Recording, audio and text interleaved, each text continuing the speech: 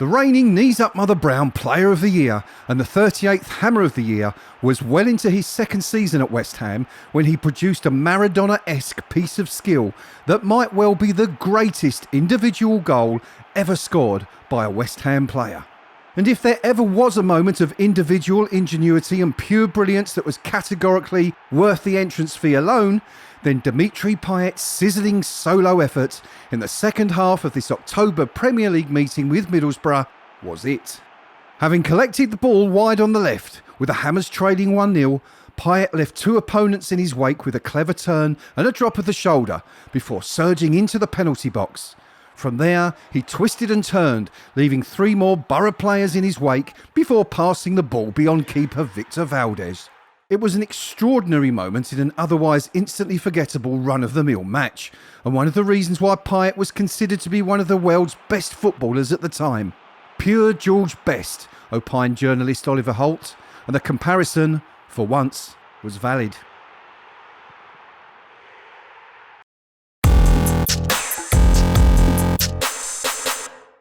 The 1992-93 season had been a long and arduous one for Billy Bond's West Ham.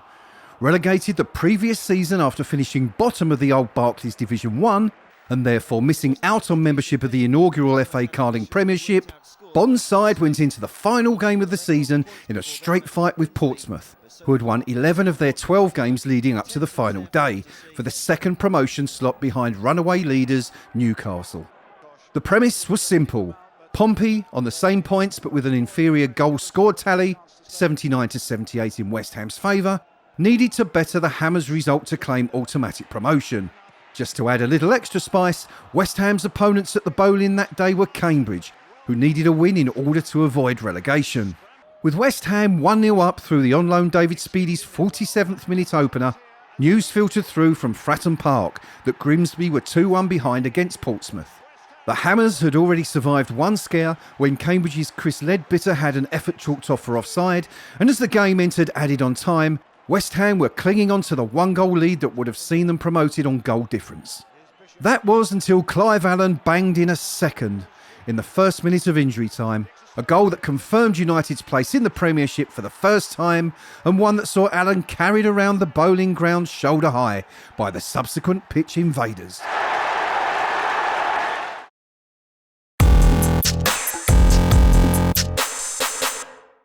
England were the defending world champions when they faced tournament favourites Brazil in the group stages of the 1970 World Cup finals staged in Mexico.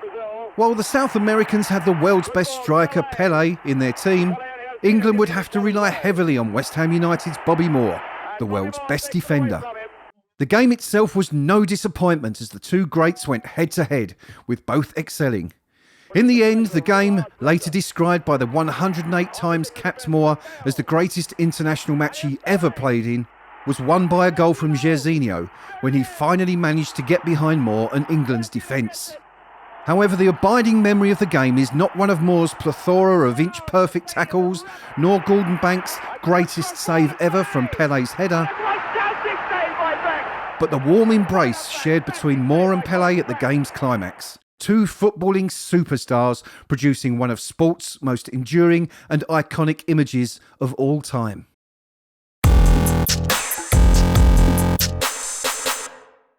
Manchester United have always had their title destiny in their own hands. If they win their games, the rest are fighting over the scraps. Already doomed to relegation with 3 games still to play, the pressure was off Billy Bond's team as they prepared to face title chasers Manchester United at the Bowling Ground in April 1992. In stark contrast, the Red Devils went into the game knowing that only a win would be enough to keep them in the title race, having lost at home to Brian Clough's Nottingham Forest earlier that week. However, fullback Kenny Brown, for one, was not happy to lie down and allow Alex Ferguson's side to leave East London with the requisite 3 points. Midway through the second half and with the game still goalless, Stuart Slater set off down the left wing on one of his trademark forays into opposition territory. His cross was inadvertently diverted into the path of Brown, who slammed home the game's only goal in front of his father, former Hammers great Ken, watching in the stands.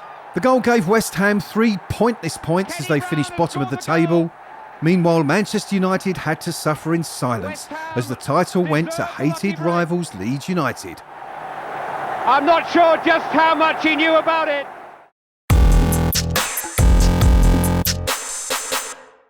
Two-nil up at the break through a Woollit own goal and a typical Brian Deere effort, the Hammers were going for the jugular in this November 1968 Division 1 clash, with a young Peter Shilton looking decidedly uneasy between the Leicester City sticks. However, there was little the future England stalwart could do about a strike later described by commentator Brian Moore as the goal of the season, prior to Match of the Day's official vote, starting 2 years later in 1970. The World Cup winning duo of Peters and Geoff Hurst burst through the centre as West Ham hit Leicester on the counter. A deep, hanging cross from the left was met by a ferocious volley from Peters that nearly tore the net from its foundations. So is Peters steaming up. Hurst is really travelling. And Peters... Oh, magnificent! What a magnificent goal by Peters! It was one of those occasions that drew an audible wow from the crowd, much like Paolo Di Canio's goal against Wimbledon many years later, and an example of exquisite skill from a player described by then England manager Alf Ramsey as 10 years ahead of his time.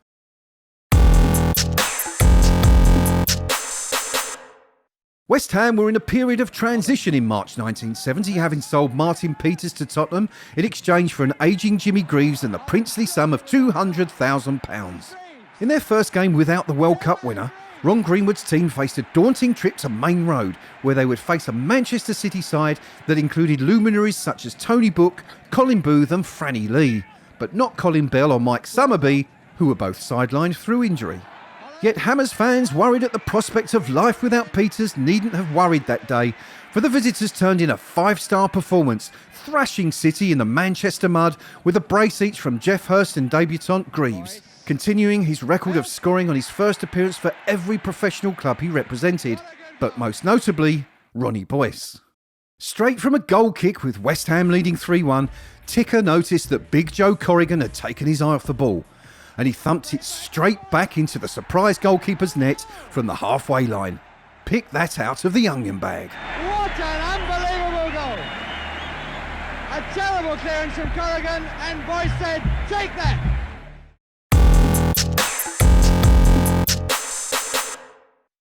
Altra formazione spagnola, il Castiglia, che ha battuto il West Ham, formazione inglese per 3-1, sono due squadre di Serie B entrambe.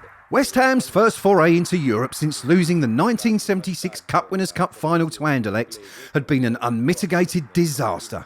Beaten 3-1 on the pitch at the Santiago Bernabeu, the supporters, some of whom were pictured in the following day's papers apparently urinating on home fans in the tier below, were battered by Spanish police, whilst one travelling supporter lost his life after being crushed by a coach. As a consequence of the disturbances, UEFA demanded that the second leg should be played at least 300 kilometres away from East London, before an appeal saw permission granted for the game to take place at the Bowling Ground, albeit behind closed doors.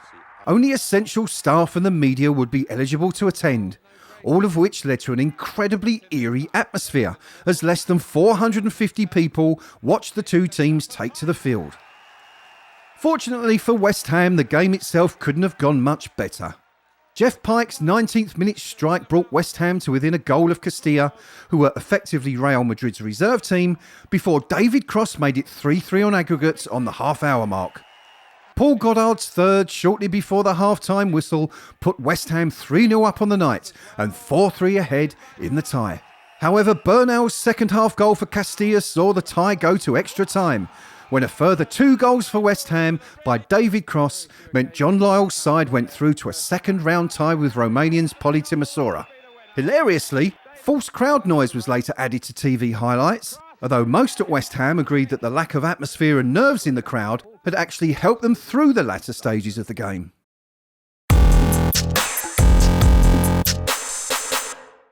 Victor Martin Watson's tally of 326 goals for West Ham United is unlikely to ever be bettered, and it's therefore a crying shame that so few of them were recorded for posterity. Possibly the steal of the century, Watson was signed from Wellingborough in 1920 for just £50 as cover for club favourite Sid Pudderfoot. The Girton-born goal-getter scored 13 hat-tricks and 1 double hat-trick against Leeds in 1929 during his 16 years as a Hammer. Although he remained at the club until 3 years prior to the outbreak of World War II, the very last of Watson's 326 goals in Claret and Blue came in a Division 2 fixture against Bury at Upton Park on Boxing Day 1934. Some 40,000 supporters packed the bowling ground to its rafters to watch Watson score the first of United's 3 goals, with Jimmy Ruffell grabbing the other 2. A succession of injuries saw Watson miss much of the remainder of the 1934-35 season, and West Ham missed out on promotion to Division 1 on goal difference.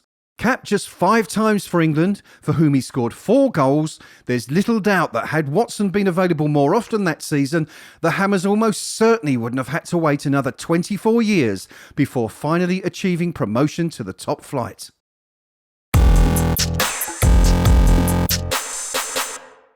It had been a hugely controversial move from Upton Park to Stratford, and remains so to this day. Yet West Ham's official attendance figure was smashed when the club hosted Slovenian side Domžale in this August Europa League playoff tie. A capacity crowd of 54,000 fans watched the Hammers take on the Eastern European minnows when the stadium was officially open to the public for the first time. The first competitive encounter came in this European tie, which Slaven Bilic's side had qualified for by virtue of finishing 7th in the previous Premier League campaign, the last at the club's former bowling ground home. Goals from Ceku Kuyate, who scored twice and became the first player to register at the new stadium, and Sofian Feguli secured a comfortable 3-0 win for the Hammers, who had trailed 2-1 from the first leg in Ljubljana. The attendance figure smashed the previous official club record of 42,000, set against Tottenham in 1970.